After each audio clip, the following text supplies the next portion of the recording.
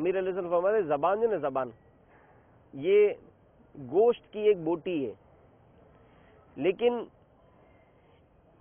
اس کا استعمال یہ بہت اچھے انداز سے سیکھنا ضروری ہے، کیونکہ اللہ کی نعمت ہے، اور اس نعمت کی قدر کون جانتا ہے؟